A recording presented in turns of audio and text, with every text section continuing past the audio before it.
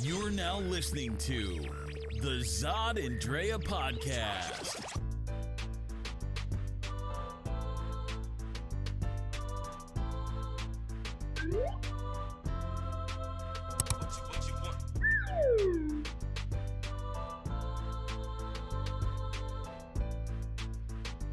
All right. Welcome to the Zod and Drea podcast. Did you all miss us? Did you miss us? It's been an entire week. you did. Actually, it's been 2 weeks. Because remember?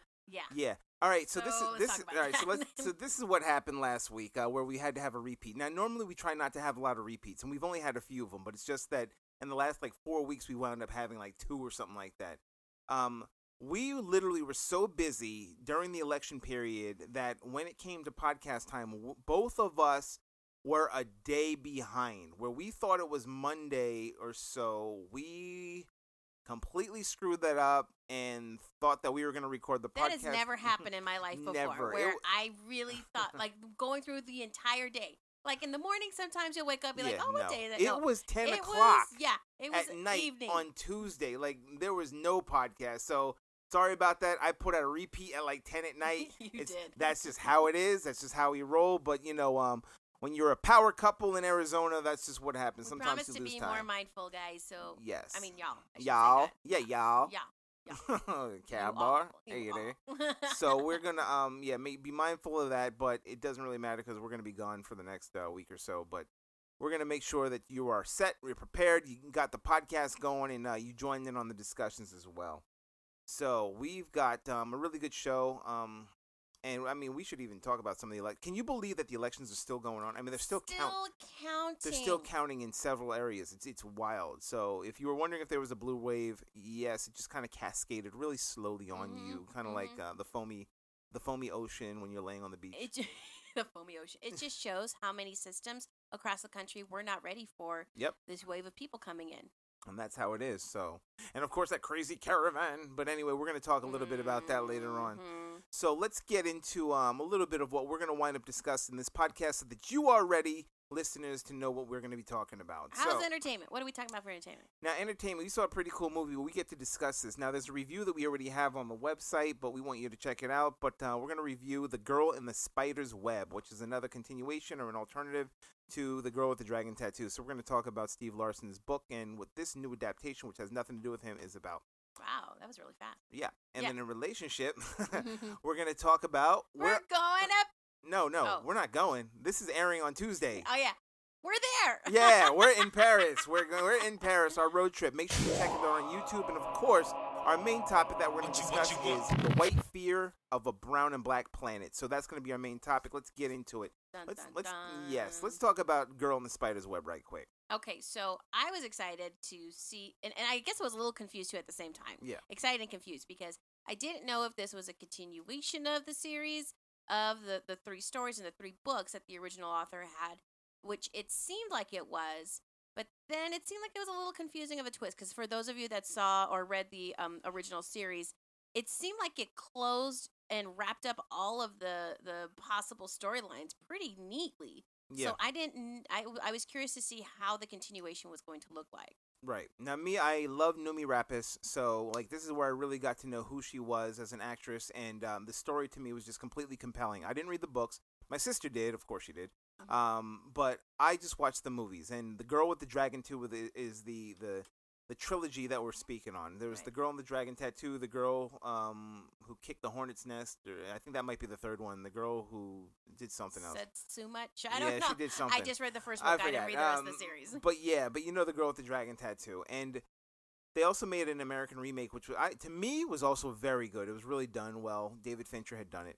But I love the original 3 series, the Swedish versions. That's the way you got to check it out.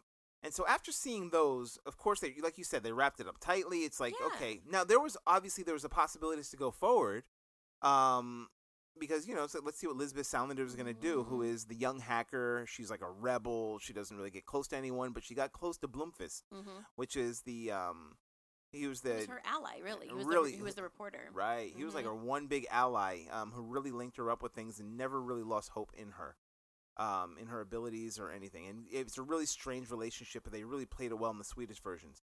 But I mean, what did you think about the like going without going into the story? What did you think about Blomkvist and Salander's relationship in the new adapted version?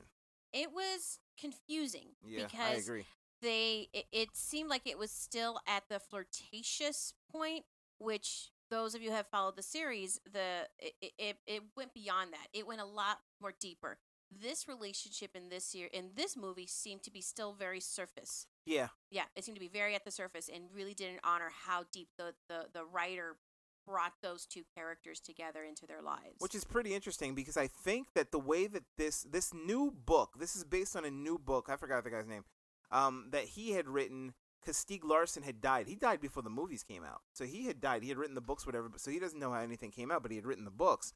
So this new person it's almost like a continuation of a story. So what it seems like is by removing the father aspect and what happened to him in the first one, which I think they touched. It was huge, which it's almost like they continued on from the first one, and then this was almost an alternative second. Kind of like what they did with Halloween. I was about to say, why don't you reference how they did with Halloween, Yep. right? It's kind of like forget everything else that happened. Just watch the first one, like you said, and the second one. That's it. Which makes no sense because Blomkvist, the reporter, and who was like pretty much a reporter / detective in the first one, was older than Elizabeth. With this one, he's almost like the same age as her. And he was too pretty. He was way too pretty. Like it didn't have that oomph. It had that American vibe to it. I needed my Bloomfist to have a broken nose, yes, or at least some type of belly. You know, he's like a guy that's lived. Like that. Remember that first time she jumped on him in Dragon Tattoo? He was like, "Oh, what are you doing?" Like, and it was like, "What?" And then she got off and just left. Awkward. Like, this really guy was awkward. all like GQ suave. He pissed me off. That was the one thing about this movie that just irritated me. Otherwise, as an action movie, it was great. It was a great action movie, and where Elizabeth Salander wound up being like she was Batman. She even had Batman's car. Like that's where it kind of took it, which was also awkward to me because I liked the way and the feel of the other one where she was just a woman caught up in some stuff, but she protected herself. Like the rapist guy. Remember the rapist? God, I forgot his name. The guy that was her social worker. That was her social worker. Remember him in. Like the way she got revenge wasn't so smooth. It was a buildup. It was a buildup, but she shocked him, and and then like even the tattooing was just her smoking a cigarette. She was harder core than this one. This Elizabeth played by Claire Foy was just much more smooth. Like she was more deliberate. She was almost like a 007 to me. She literally was a double. I mean, when she jumped off and landed in the ice, it's like you have to be confident to do something like that on a Ducati. Dropping down, like you would have fallen through. So I would suggest for those of you that just seen the first movie, definitely you enjoy the second one. But if you've seen the whole or read the trilogy, you're going to be conflicted like we are. You're going to be conflicted. Me, I say see the original trilogy, the Swedish version. You won't go wrong. Good. Yeah, I'm going to watch it again. Screw it. All right, so let's talk about the fact that we are in Paris. Wow. All right. Well, at least by the time you hear this, we're in Paris. I'm like, it's still kind of like, it's still like not real to me because even though I'm there, it's like, it's still weird because I've been wanting to travel to this part of the country, part of the globe, I should say, for so long. And it's like, wow, finally get to do it. And I get to do it with you. And it's so great because you plan, like, what I love to do when we're on our trips, right? I hate to be still. I hate when people are like, oh, just chill in the hotel and order food and just, have the best luxuries. I'm like, no, I don't want to sleep. I don't want to do that. I want to get lost in a place that I have never been to before. I want to get immersed in the different cultures, go to the places that are off the beaten path and try stuff from behind a cart, try stuff that eaten like the weirdest things. That's my type of winding down, which is why you created this whole experience for us. So we could wind down, we could relax from like the awesome experience that we've had with the electoral cycle. Exactly. I mean, considering how just the turmoil that we had handled inside of the electoral cycle, it was just so much, so fast, and it was exhausting, which is fine. There's nothing like good work and when you do a good job, right. But when you want to just get away, there's nothing like just erasing your mind and being able to go somewhere. So, which is why I do understand why some people wind up going to beaches. Like, that's their vacation. Right. They want to vacate. They want to erase their mind. Whereas you and I, we more or less would love to just adopt another culture and see what other people like. That's how we relax, like learning, education, finding out things, different foods. You know, it's like on some Anthony Bourdain type adventure. Oh my you know, God, that is I would love to have that kind of experience. you know. So it's like, why not? We found some incredibly inexpensive tickets, and it was like, you know what? We had been planning to do this anyway, and it's like, let's just do it. Get the tickets, and then just figure it out later. And you know, we're gonna be going to Amsterdam and also Germany after Paris, but you know, I've been to Paris several times before, and it's, to me, and I don't know why, there's no other place besides New York City and, you know, New Jersey, of course, that just feels like home to me. Like I don't know what it is. I remember the first time being there, it felt like home. I'm like, this feels good. I don't know the language, I don't know the culture, I don't know anything, but something about it feels good. Now we're gonna see how much good it's gonna feel, because it's gonna be raining a couple days, but and it's gonna be cold.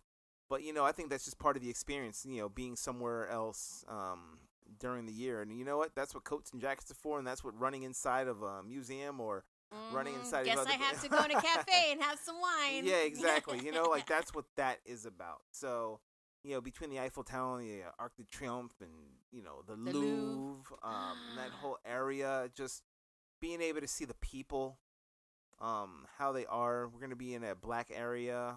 We should be in at least very close to it. Black area, so that we can see the hustle bustle of like how the Africans are. And so it's going to be just something else, and something just really good to do, and something I completely recommend to others.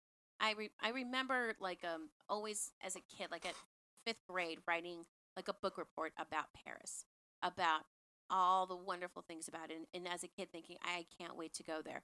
And then when I was a teenager, learning more about my favorite artist, Frida Kahlo, and her experience in Paris, for her, it was the same thing, that she documented that for her, Paris was very good to her.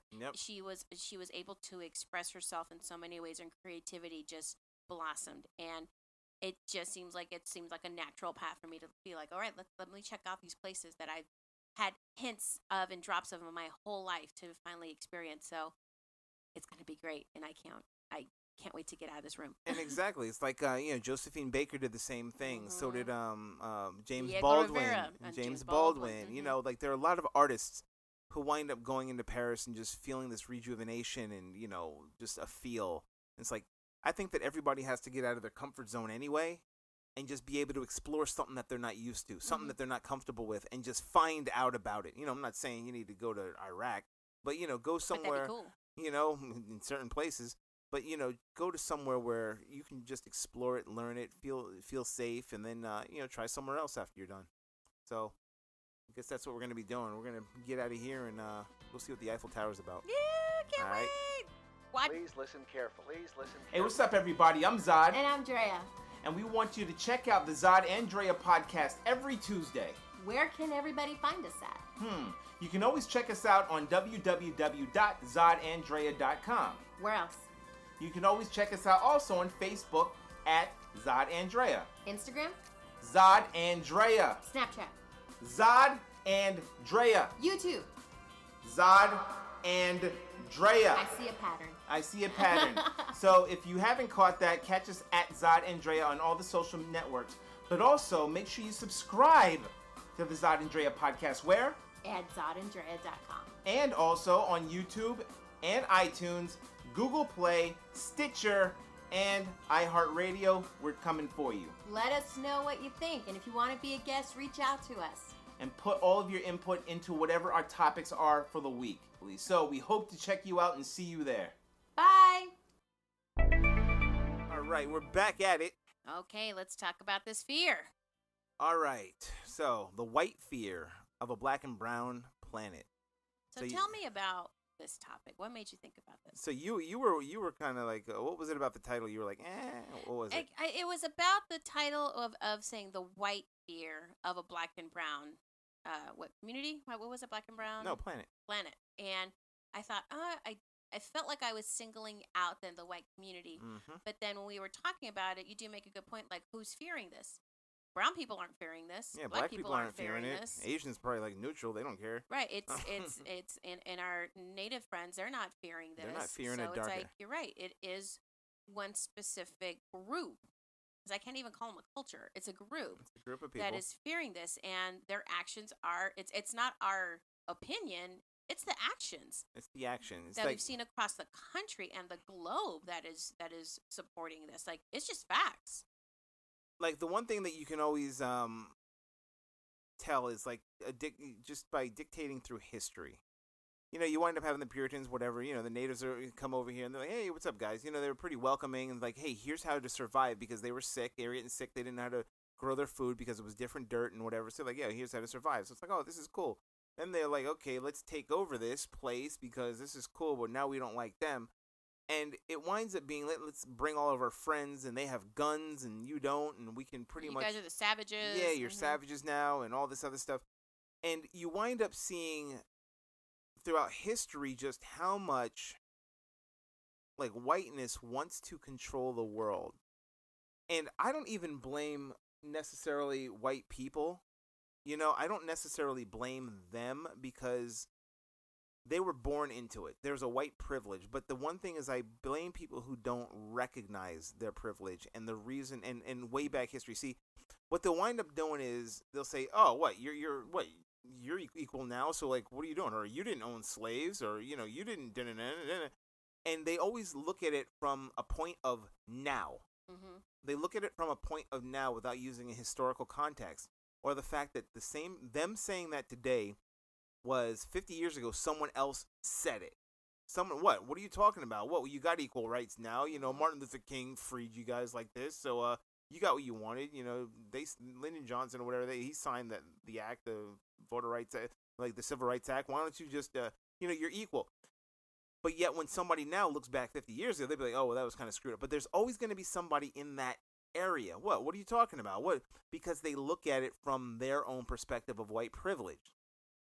So now you get forward to where you see Trump rise and he's trying to do this and that, and you see a rise in hate groups, of course. Then you wind up seeing them saying the same things and like, oh, what? Now they're trying to flip it, even though they're still a majority. What's funny is they're still a majority, but it's a shrinking majority. But they try and flip it now where it's like, oh, you know what, you're racist to me. What white men are like, you're racist to white people. Mm-hmm. When you point out something historical or something true, something statistically and data backed, they wind up saying that, oh, you're being racist. We're the victims. And it's like, no, you're not. You're nowhere near a victim. You can literally walk in and get a loan.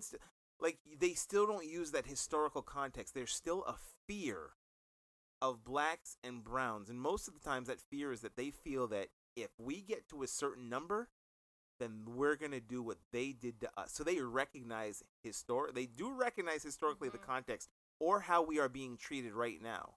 Right. They do not want that for themselves. Do you think that they're feeling that level of being uncomfortable, of being singled out, the way that the black and brown communities have always felt? No, I don't think that they are feeling weird about how the black and brown communities are feeling. I think that they wind up having an animosity towards black and browns. It's kind of, I don't know, it's kind of weird and hard to describe in the way that they do it, but I would have to say that if they opened up their eyes and they had a community-based driven cause in order to go into learn some black people, they would.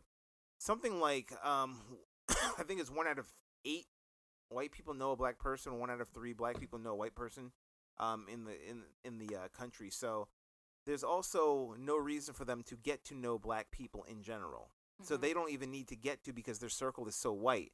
So how can you wind up, even allies, how can you wind up believing that a people or how they act, how they move within the communities, how they move in their circles, if you've never not only stepped in their shoes, but even given a chance to learn who these people are, which is why stereotypes will keep on going. I mean, I don't know if you remember what our friend Kristen had said about Oregon. But she said a lot of things. Yeah, but a lot of things about Oregon, but on how they're racist and they don't understand their racism. They'll be putting up Black Lives Matter signs and like, oh, Black Lives Matter signs, but having absolutely no black friends. So it's like, okay, it's cool that you're putting that up, and it's a good observation. It's cool you're putting that up, but you're supposed to be an ally and everything. But if you have no idea what that even really, really, really means, like, what are you going to do beyond that sign? Mm-hmm. a lot of allies will even be comfort in their white privilege as well. I'm not going to say they have a fear of a black planet, but I don't think that they're going to rush to also have one. Interesting.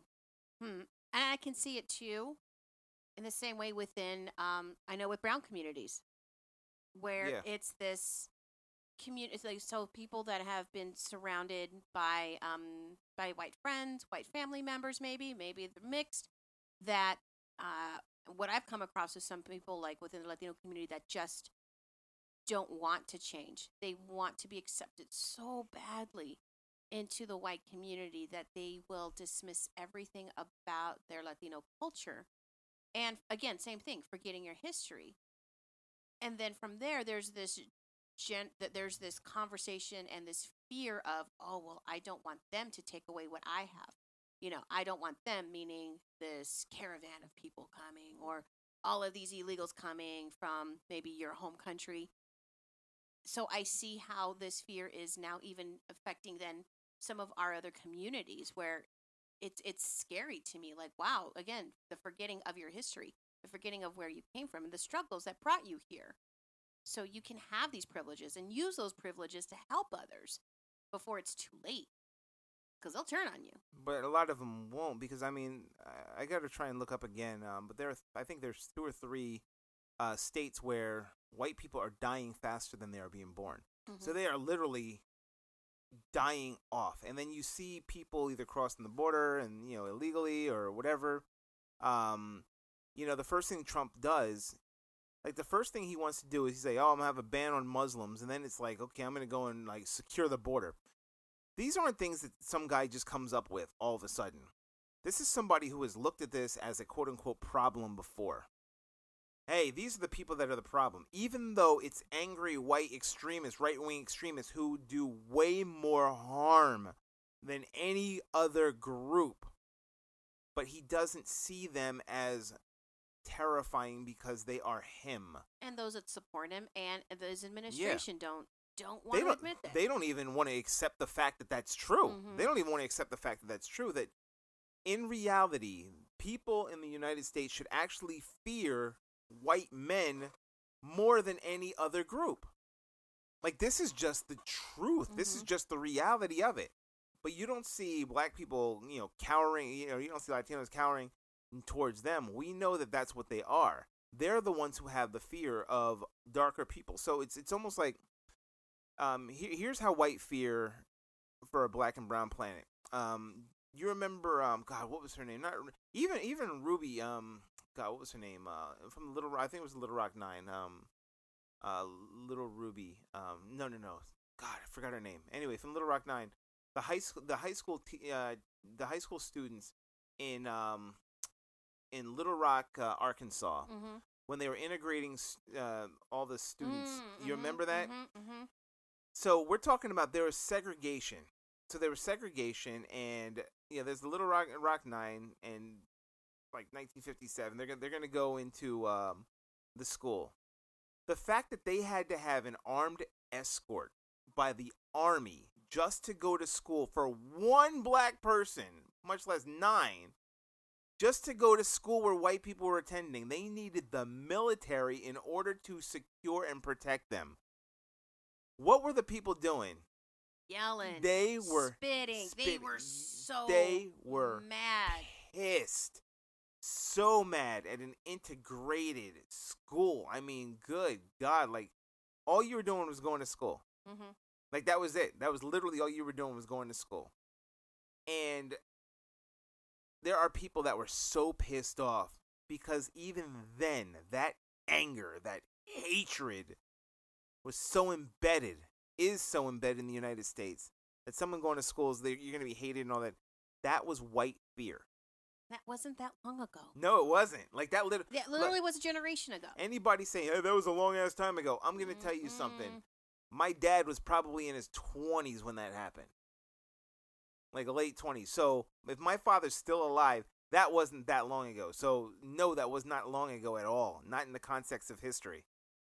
So these are people who are still, like, the people that were screaming are still alive. Mm-hmm. And the people that went children, to school, yes. And who knows how those children were taught about integration, how they were taught about, do you love your neighbor as yourself? What is that?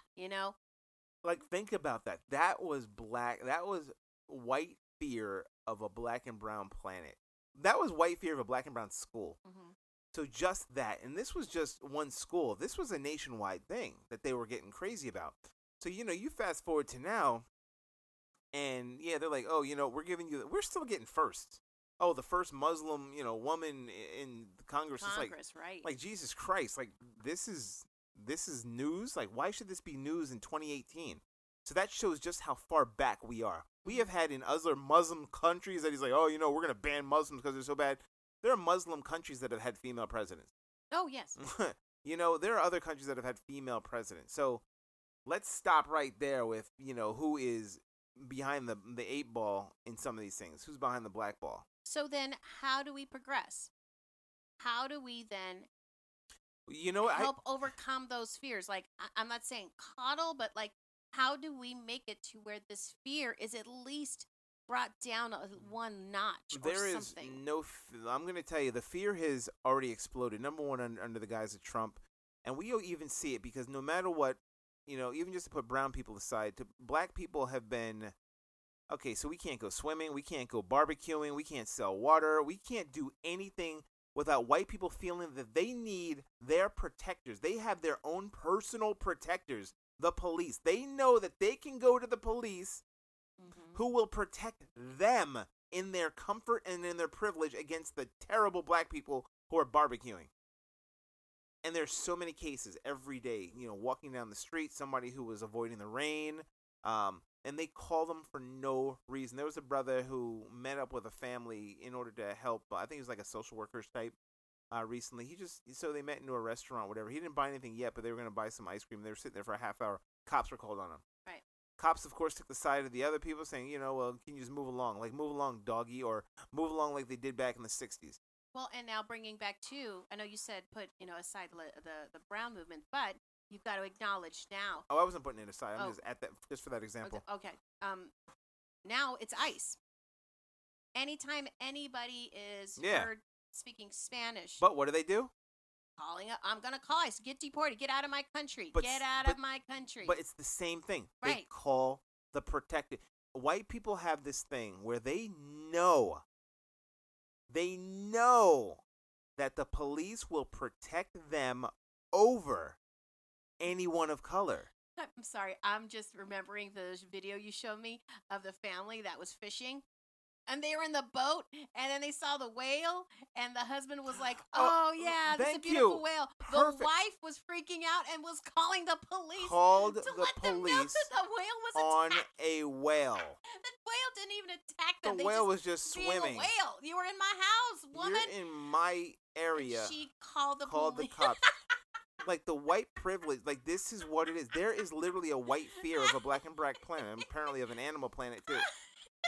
It's so stupid. That was great.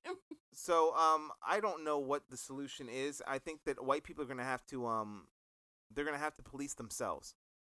They have to stop looking for the police as if those are their protectors, those are their security against everybody else that is something that's scary to them and foreign. They're going to have to open themselves to other people of color. They're going to have to accept the fact that they are from Europe. They are the invaders over here. They are the children of invaders. Whether they want to admit it or not, if you are not a black person or a native person in this country normally, then you came here by choice. And remember, the Europeans dropped off the people that they thought were lower than them to the United States. Yeah. So, check yourself. Check your white privilege. There is a fear going on, and are you going to be are you going to be culpable on it, or are you going to help attack it, put it out of its misery? Because there is no caravan. Mm-mm. All right. Anyway, for the first time, we actually finished off with a minute left. But that's this podcast. We're over in Paris doing our thing. Make sure you check us out on www.zodandrea.com and check out on YouTube because we're going to make sure that we are documenting our adventures over in Europe. And if you haven't seen the 2016 road trip, then it's going to be a lot like that. Hopefully it won't be as crazy as that one, because that one was wild. No, but, it'll probably just be a lot more cloudy skies. Yeah, cloudy skies, some rain or whatever, but, you know, we're going to make sure we have fun meeting up with people and everything else. Yeah, I can't wait to see some castles. There's going to be some castles involved. There's going to be a bunch of stuff involved. Obviously some old things, so. If you haven't done it, make sure you check us out at Zod and Drea everywhere on all social networks, even Tumblr. But make sure you go and check us out, all right? Facebook, Snapchat. We'll talk to you later. Later.